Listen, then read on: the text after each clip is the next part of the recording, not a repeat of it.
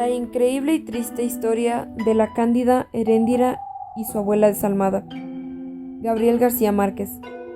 Heréndira estaba bañando a la abuela cuando empezó el viento de su desgracia. La enorme mansión de argamasa lunar, extraviada en la soledad del desierto, se estremeció hasta los estribos con la primera embestida. Pero Heréndira y la abuela estaban hechas a los riesgos de aquella naturaleza desatinada, y apenas si notaron el calibre del viento en el baño adornado de pavos reales repetidos y mosaicos pueriles de termas romanas. La abuela, desnuda y grande, parecía una hermosa ballena blanca en la alberca de mármol. La nieta había cumplido apenas los 14 años y era lánguida y de huesos tiernos, y demasiada mansa para su edad.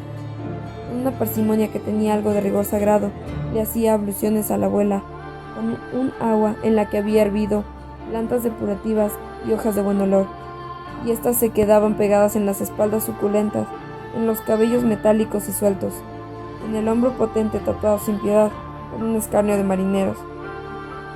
Anoche soñé que estaba esperando una carta, dijo la abuela.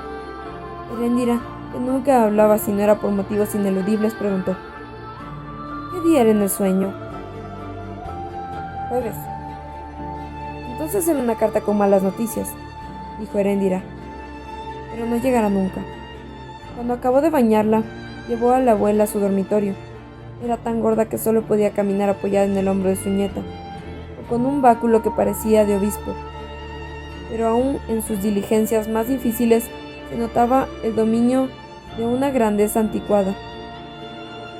En la alcoba, compuesta con un criterio excesivo y un poco demente, como toda la casa, Heréndira necesitó 2 horas más para arreglar a la abuela. Le desenredó el cabello hebra por hebra, se lo perfumó y se lo peinó.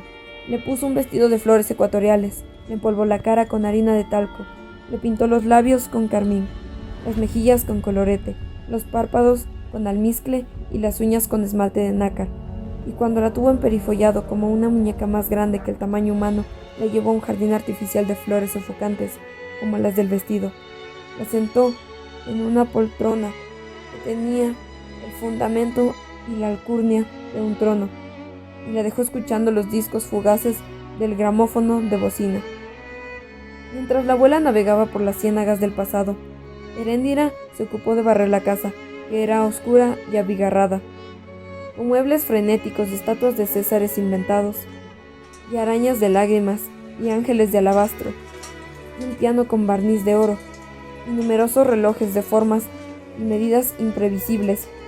Tenía en el patio una cisterna para almacenar durante muchos años el agua llevada a lomo de indio desde manantiales remotos, y en una argolla de la cisterna había un avestruz raquítico, el único animal de plumas que pudo sobrevivir al tormento de aquel clima malvado.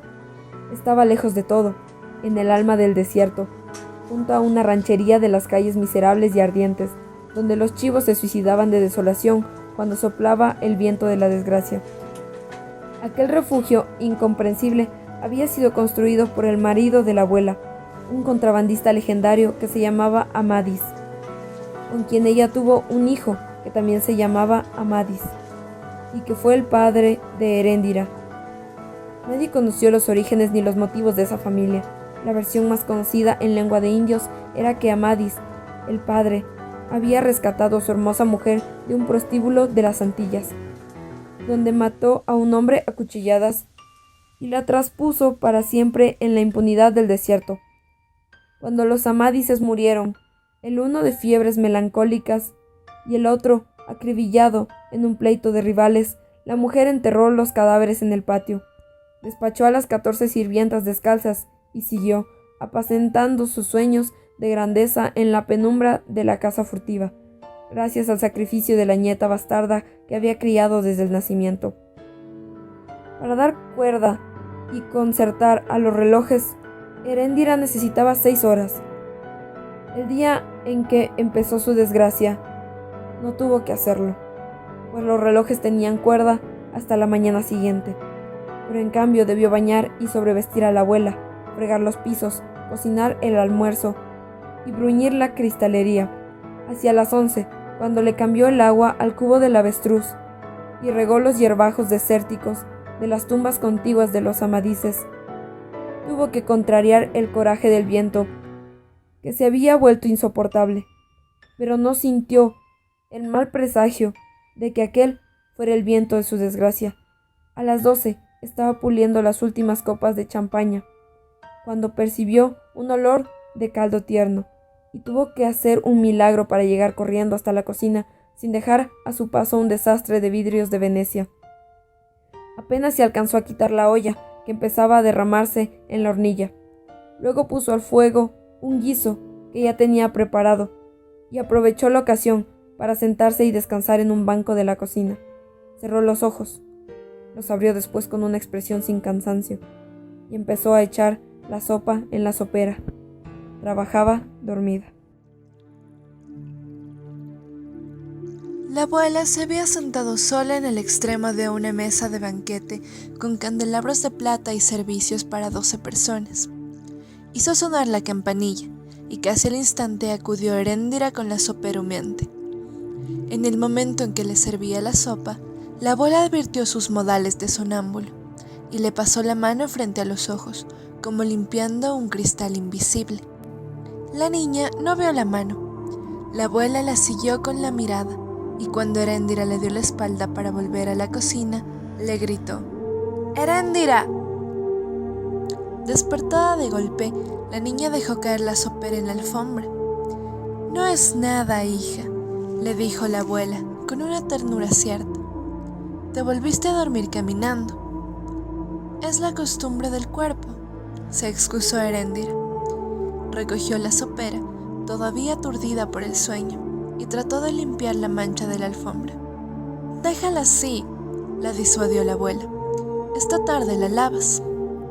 De modo que además de los oficios naturales de la tarde, Heréndira tuvo que lavar la alfombra del comedor, y aprovechó que estaba en el fregadero para lavar también la ropa de lunes. Mientras el viento daba vueltas alrededor de la casa, buscando un hueco para meterse. Tuvo tanto que hacer que la noche se le vino encima sin que se diera cuenta, y cuando repuso la alfombra del comedor era la hora de acostarse. La abuela había chapuceado el piano toda la tarde cantando en falsete para sí misma las canciones de su época, y aún le quedaban en los párpados los lamparones del almizcle con lágrimas.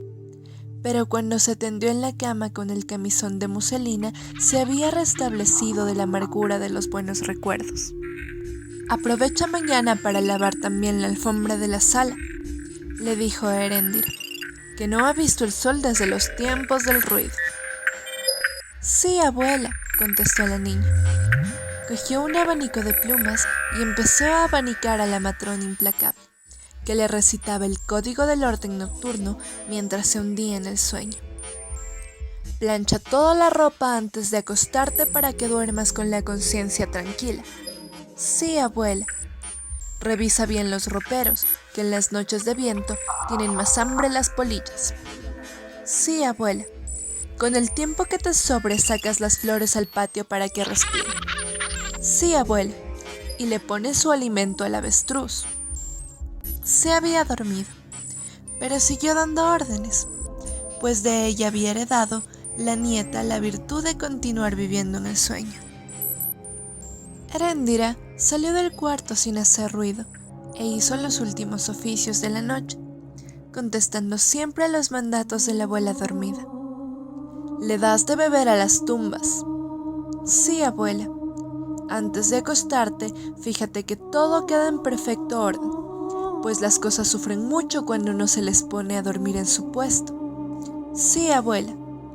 Y si vienen los amadices, avísales que no entren, dijo la abuela, que las gavillas de Porfirio Galán los están esperando para matarlos.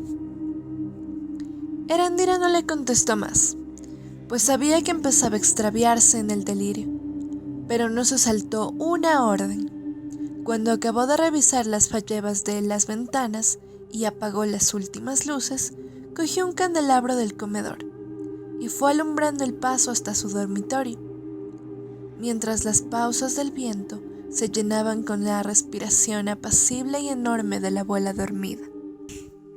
Su cuarto era también lujoso, aunque no tanto como el de la abuela, y estaba atiborrado de las muñecas de trapo y los animales de cuerda de su infancia reciente.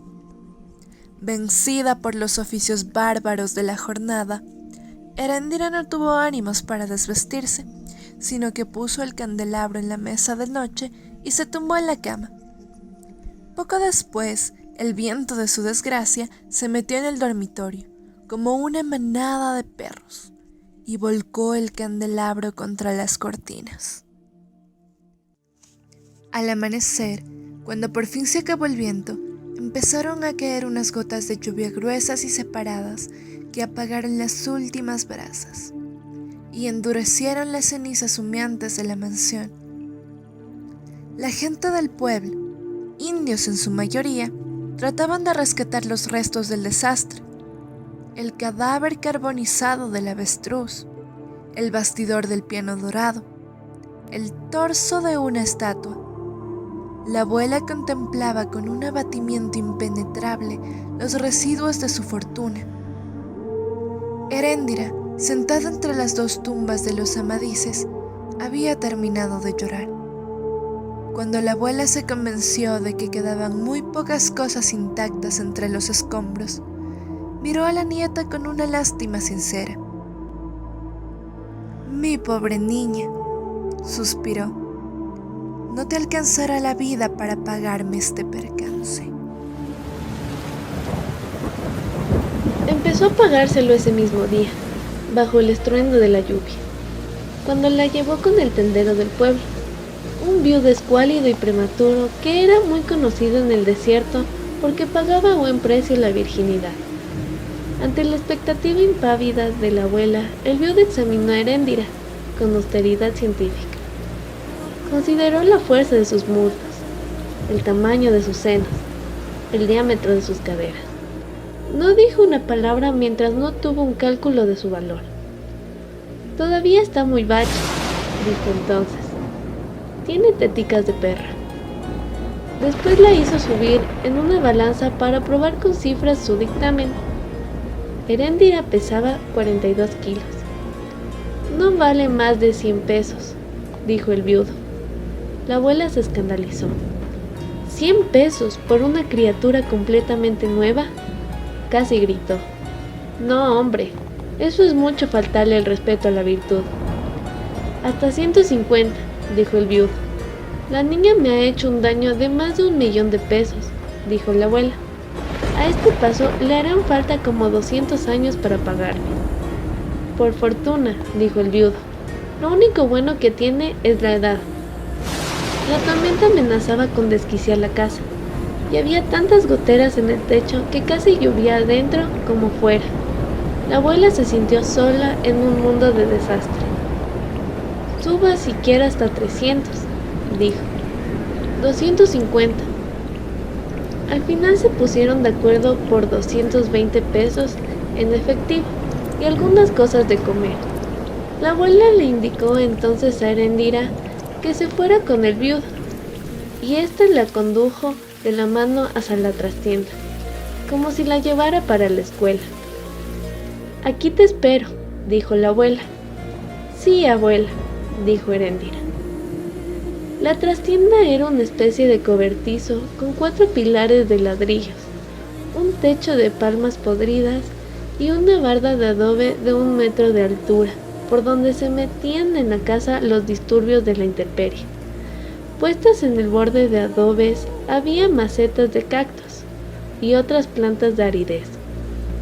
Colgada entre 2 pilares, agitándose como la vela suelta de un balandro al garete, había una hamaca sin color. Por encima del silbido de la tormenta y los ramazos del agua se oían gritos lejanos, aullidos de animales remotos, voces de naufragio. Cuando Heréndira y el viudo entraron en el cobertizo, tuvieron que sostenerse para que no los tumbara un golpe de lluvia que los dejó ensopados.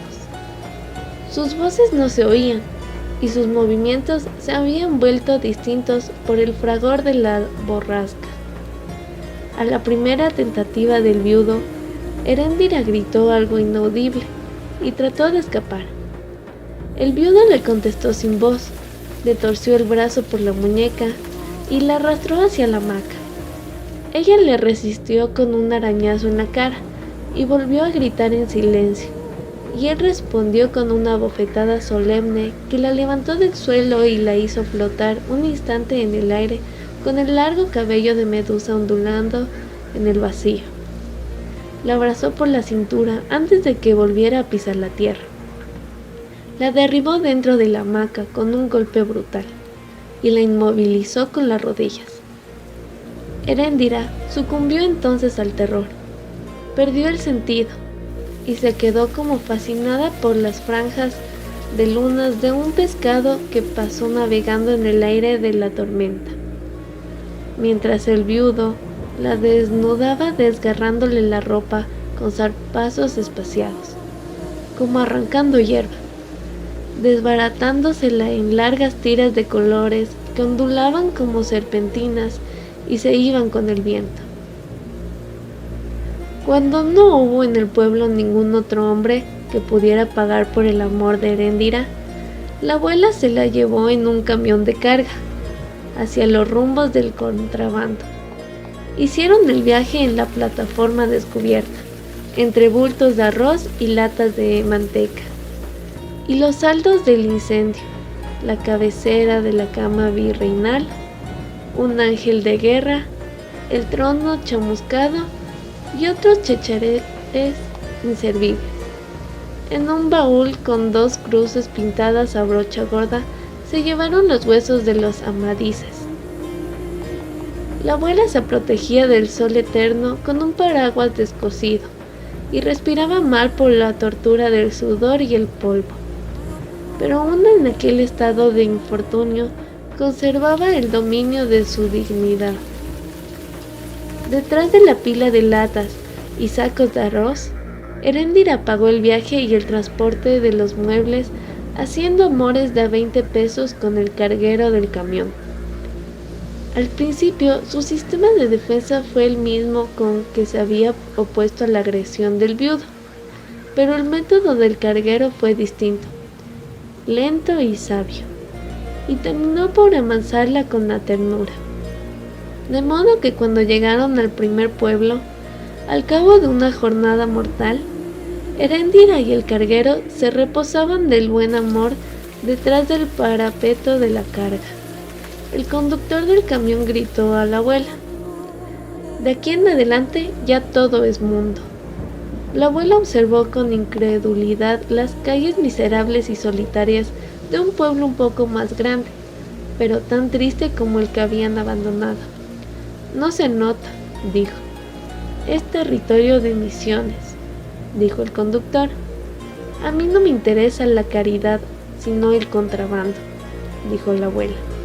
Pendiente del diálogo, detrás de la carga, Heréndira hurgaba con el dedo un saco de arroz.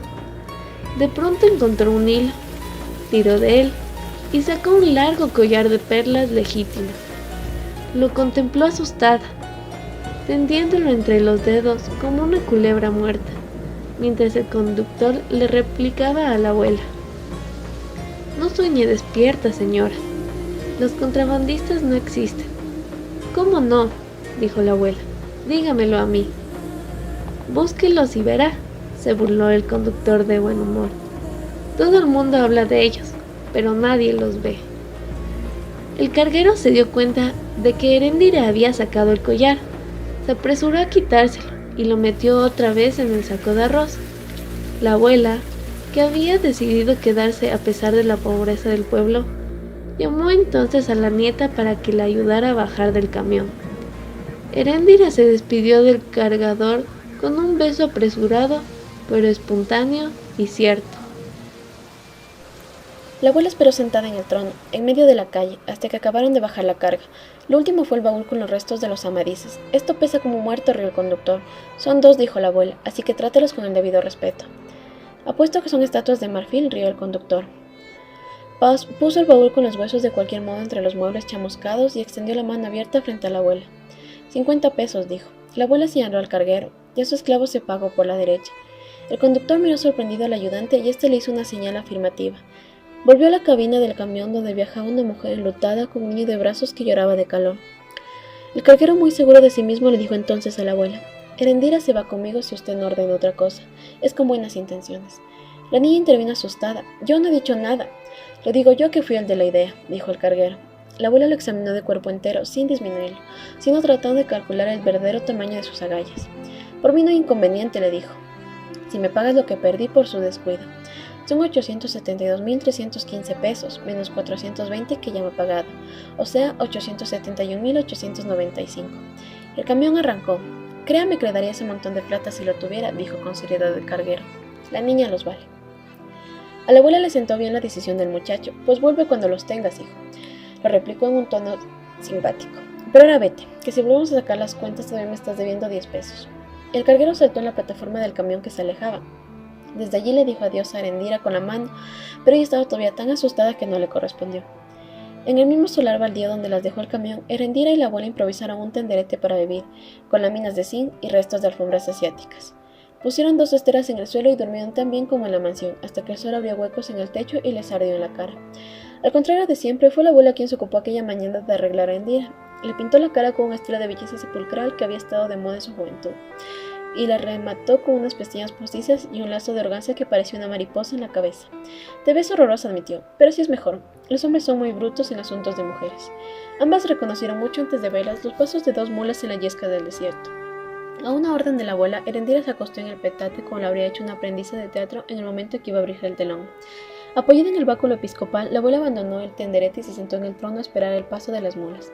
Se acercaba el hombre del correo, no tenía más de 20 años, aunque estaba envejecido por el oficio y llevaba un vestido de caqui, polainas, casco de corcho y una pistola de militar en el cinturón de cartucheras. Montaba una buena mula y llevaba otra de cabestre, menos entera, sobre la cual se amontonaban los sacos de lienzo del correo. Al pasar frente a la abuela le saludó con una mano y siguió de largo, pero ella le hizo una señal para que echara una mirada dentro del tenderete. El hombre se detuvo y vio a Erendira acostada en la estera con sus afeites póstumos y un traje de cenefas moradas. ¿Te gusta?, preguntó la abuela. El hombre del correo no comprendió hasta entonces lo que le estaban proponiendo. En ayuda no está mal, sonrió. 50 pesos, dijo la abuela. Hombre, lo tendrá de oro, dijo él. Eso es lo que me cuesta la comida de un mes. No seas estreñido, dijo la abuela. El correo aéreo tiene mejor sueldo que un cura. Yo soy el correo nacional, dijo el hombre. El correo aéreo es ese que anda en un camioncito. De todos modos, el amor es tan importante como la comida, dijo la abuela, pero no alimenta. La abuela comprendió que un hombre que vivía de las esperanzas ajenas le sobraba demasiado tiempo para regatear. ¿Cuánto tienes?, le preguntó. El correo desmontó, sacó del bolsillo unos billetes masticados y se los mostró a la abuela. Ella los cogió todos juntos con una mano rapaz como si fueran una pelota. Te lo rebajo, dijo, pero una condición. Haces correr la voz por todas partes. Hasta el otro lado del mundo, dijo el hombre del correo. Para eso sirve. Erendira, que no había podido parpadear, se quitó entonces las pestañas postizas y se hizo a un lado en la estera para dejarle espacio al novio casual. Tan pronto como él entró en el tenderete, la abuela cerró la entrada con un tirón energético de la cortina corrediza. Fue un trato eficaz. Cautivados por las voces del correo, vinieron hombres desde muy lejos a conocer la novedad de Erendira. Detrás de los hombres vinieron mesas de lotería y puestos de comida, y detrás de todos vino un fotógrafo en bicicleta que instaló frente al campamento una cámara de caballete con manga de luto, y un telón de fondo con un lago de cisnes inválidos. La abuela, abanicándose en el trono, parecía ajena a su propia feria. Lo único que le interesaba era el orden en la fila de clientes que esperaban turno, y la exactitud del dinero que pagaban por adelantado para entrar con Erendira. Al principio había sido tan severa que hasta llegó a rechazar a un buen cliente porque le hicieron falta 5 pesos. Pero con el paso de los meses fue asimilando las lecciones de la realidad y terminó por admitir que completaran el pago con medallas de santos, reliquias de la familia, anillos matrimoniales y todo cuanto fuera capaz de demostrar, mordiendo lo que era oro de buena ley aunque no brillara. Al cabo de una larga estancia en aquel primer pueblo, la abuela tuvo suficiente dinero para comprar un burro y se internó en el desierto en busca de otros lugares más propicios para cobrarse la deuda. Viajaba en unas zangarillas que habían improvisado sobre el burro y se protegía del sol inmóvil con el paraguas desvarillado que Erendira sostenía sobre su cabeza. Detrás de ellas caminaban 4 indios de carga con los pedazos del campamento, los petates de dormir, el trono restaurado, el ángel de alabastro y el baúl con los restos de los amadises. El fotógrafo perseguía a la caravana en su bicicleta, pero sin darle alcance, como si fuera para otra fiesta. Habían transcurrido 6 meses desde el incendio cuando la abuela pudo tener una visión entera del negocio. Si las cosas siguen así, le dijo Erendira, me habrás pagado la deuda dentro de 8 años, 7 meses y 11 días. Volvió a repasar sus cálculos con los ojos cerrados, rumiando los granos que sacaba de una faltriquera de Jareta, donde tenía también el dinero, y precisó: claro que todo eso es sin contar el sueldo y la comida de los indios y otros gastos menores.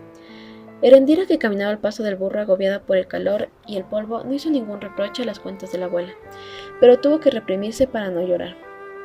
Tengo vidrio molido en los huesos, dijo. Trata de dormir. Sí, abuela. Cerró los ojos, respiró a fondo una bocanada de aire abrasante y siguió caminando dormida.